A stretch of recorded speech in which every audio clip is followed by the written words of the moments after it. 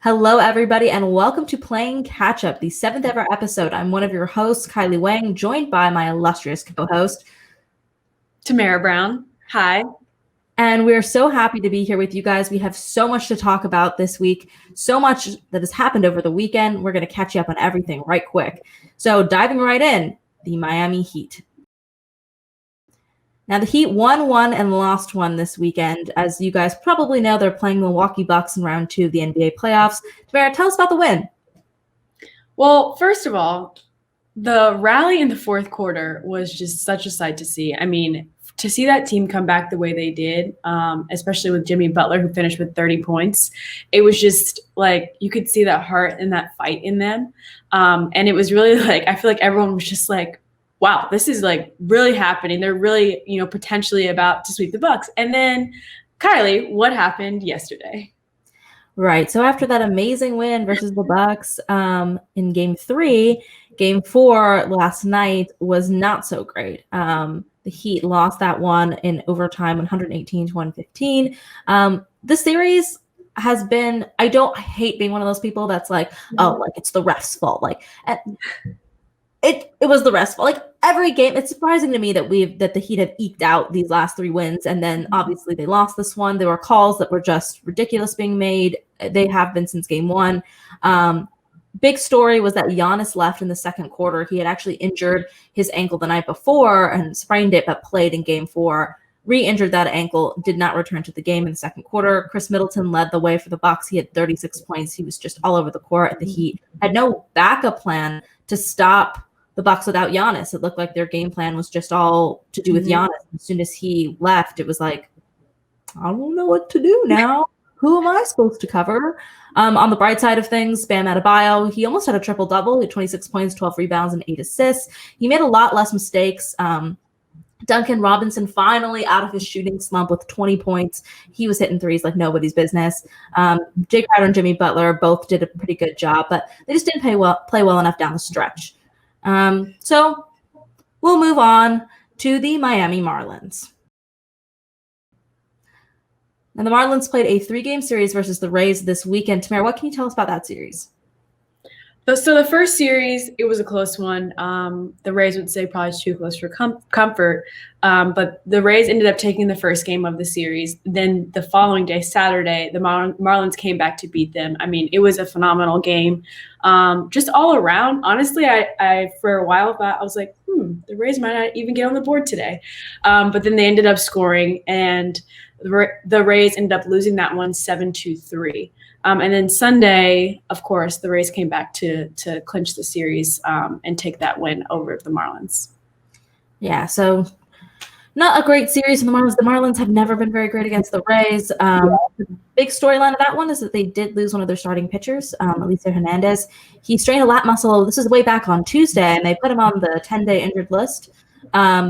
Then they moved him to the 45-day injured list. So I guess that strained muscle ended up being a little bit more serious than I thought. He's done for the season, and that's very unfortunate. And all of our prayers go up to him, hoping he makes a very nice recovery and can come back next season and maybe get the Marlins into another playoff spot like it looks like they might be in this season. All right, so moving on, the Inter-Miami success. So this wasn't a loss. Yay. They were scoreless versus Nashville. So undefeated at home still. Undefeated. They didn't win, but you can't lose if neither team scores any points. I mean, this was the rematch too, because they played each other maybe 10 days ago, and Nashville won, and so now Miami hosted them, in Miami, and they didn't lose. So I'd say it was a pretty fair rematch. Sounds like a nice success story for Miami. They do actually, so there's been a couple of rumors. We talked about Gonzalo Higuain previously. Still not really sure exactly what's going on with him, but they did sign Blaise Matuidi to the Inter Miami squad, and he didn't get a lot of practice. He hasn't played a game in over a month, but he's also from Juventus, I believe. He came over and played in that, has made his debut versus Nashville, and he did a really good job. I mean, they were scoreless. He did do a really good job. mean, he had limited practice time. It was his first game in over a month, but he's a World Cup winner. Now he's playing for Inter Miami. So hopefully big things in the future for the soccer team out of Miami. Let's talk about the Miami Dolphins. Tamara, please, so much has happened this weekend with the deadline for the 53-man roster. Give me the lowdown. I'd say like the biggest headline is Josh Rosen is on the move again. So if we remember, he got drafted to the Cardinals in 2018.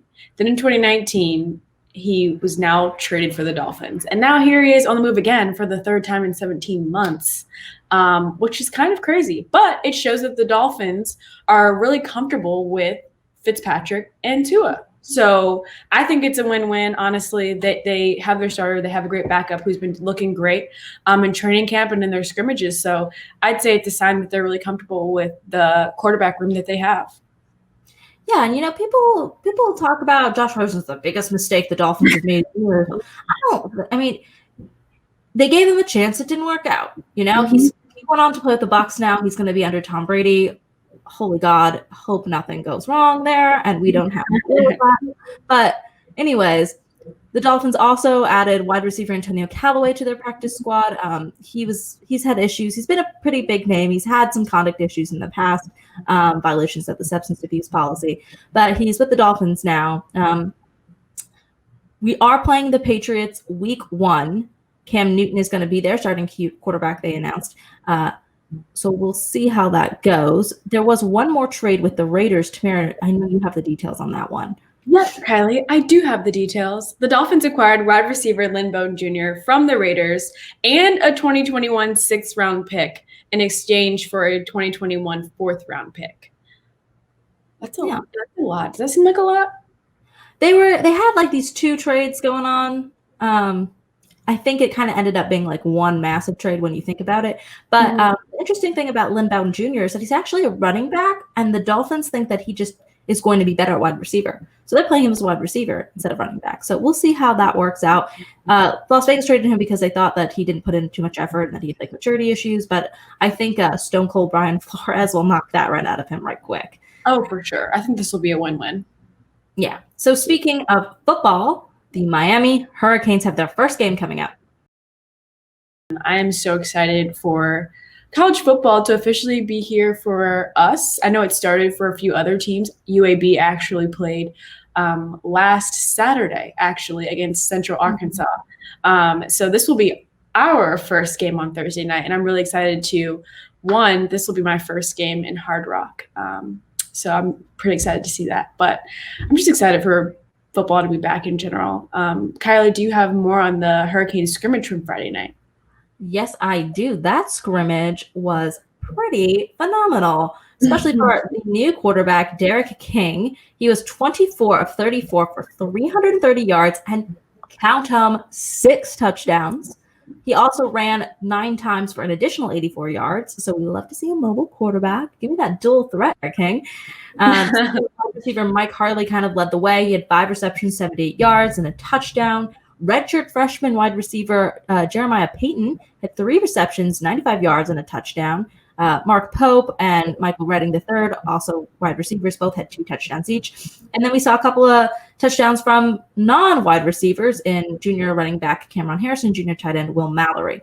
So things are looking really good on the Canes offense. UAB does have a very good defense, so it'll be interesting to see how that matchup is going to work out. Apparently, during the scrimmage, they simulated plays that they think UAB was going to play on defense versus the offense, and they put them down. They were like, okay, this is the situation. You're down by 24. Get us up. And they did. So, yay, Canes. I really hope this season is going to be different than last. Well, it sounds like, so when we had this show last Monday, Rhett Lashley was, really confident in how the offense had a really, really, really, really great tempo. And he had great things to say about Derek King, obviously, with his ability to be a leader on the field. And clearly he showed that in the scrimmage 5 days later. So it looks like, actions and words are matching up. So we should see a great matchup on Thursday night. Yeah, I'm excited. And actually, Kirk Herbstreit, he's on College Game Day. He predicted the Canes to be his playoff sleeper in the college football playoffs. So try not to jinx it, but fingers crossed. Thanks for having us, guys. Thanks for tuning in. We appreciate it so much. Make sure you catch us on Wednesday, where I will be giving you the scoop on what you missed from tonight, and on Tuesday. And follow the both of us on Twitter. Send us questions if you have any. We'd love to hear from you guys. Thanks again. Have a good one, guys. Bye.